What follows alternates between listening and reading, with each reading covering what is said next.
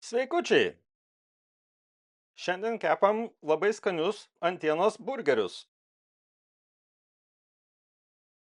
Man antienos krūtinėlė yra dažnai geriau negu jautienos steikas.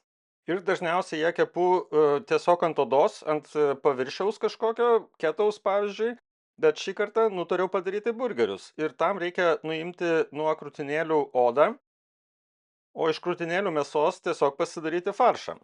Tai mėsą tiesiog susipjaustau gabaliukais ir po to sumalsiu mėsmalę. Nuimtą odelę taip pat panaudosiu. Aš iš jos padarysiu tiesiog kaip ir spirgučius tokius, traškučius, kuriuos taip pat dėsiu į burgerį. Tai niekas nebus prarasta. Odelę tiesiog supjaustau juostelėmis ir ją kepsiu ketaus keptuvėlėje. Kepant antienos krūtinėlės tradiciniu būdu, riebalas ateina iš odos, bet kadangi mes jį išimam, tai reikia kažko pakeisti. Aš šiuo atveju naudoju tiesiog lašinius paprastus ir juos taip pat sumalsiu į faršą. Aš dedu tuos lašinius iš akies, bet turėtų sudaryti maždaug apie 15% 20% santykis su mėsa. Na, o toliau kepsim kaip įprastus burgerius. Kaip ir jautienos burgerius aš prieskoniuoju įprastais prieskoniais, tai yra druska, pipirai juodieji, taip pat česnakai granuliuoti, svagūnai granuliuoti ir čili dribsniai. Šį kartą kepsiu žlėgtainius arba taip vadinamus meš burgerius, tai padarau tiesiog iš maltos mėsos rutuliukus. Na ir kuriu kepsninę, tai jos temperatūra turėtų būti apie 150 laipsnių, man tokia yra geriausia, bet kepsiu ant plokštumos. Tai svarbu yra tiesiog, kad ta plokštuma gerai įkaistų, jos temperatūra turėtų būti apie 220-250 laipsnių. Kol kepsninė kaista, pasidarau tokių svogūnų pamarinuotų šiek tiek, dedu be acto dar truputį citrinos sulčių ir druskos bei pipirų. Dar pasidarau burgeriams padažą, tai yra majonezas, kečupas, taip pat siračios truputį, garstyčių ir tiesiog viską gerai išmaišau, dar pridedu truputėlį pipirų ir druskos. Kai anglis įsidega ir kepsninė jau truputį įkaista, dedu plokštumą, o ant jos dedu keptuvėlę su odelėmis. Jas dedu į dar šaltą keptuvę, nes reikia laiko, kad tas riebalas gerai išsilydytų ir viskas neprisviltų. Tolygiai tiesiog kaitinam ir šiek tiek laiks nuo laiko dar pamaišau.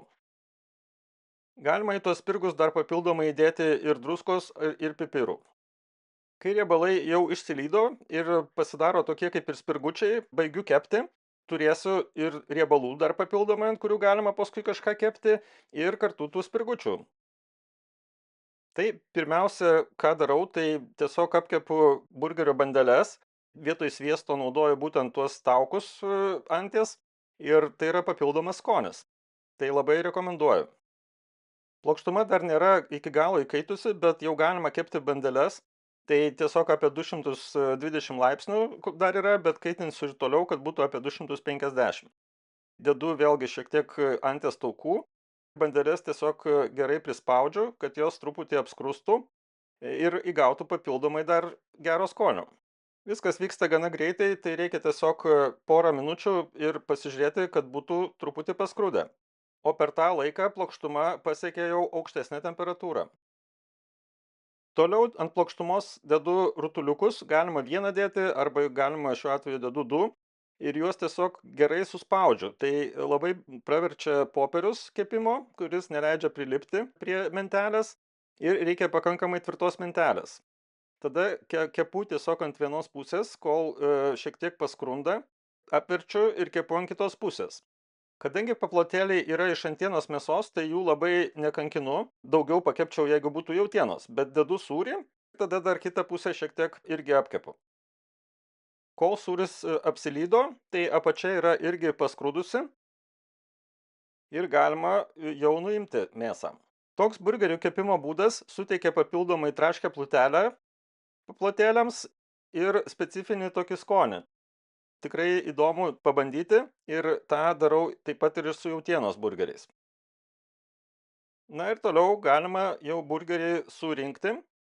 Dedu visų pirma ant pagrindo padažo šiek tiek, kurį pasidariau anksčiau. Ir tikrai labai geras skonis jo būna. Ir dedu dar papildomai agurkėlių.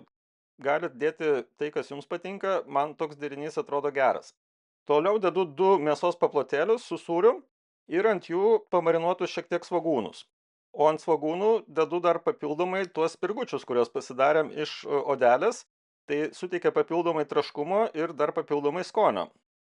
Toliau dedu bandelės viršutinę dalį, bet ją dar papildomai prieš tai aptepu irgi padažu. Na ir burgeris praktiškai baigtas, galima valgyti.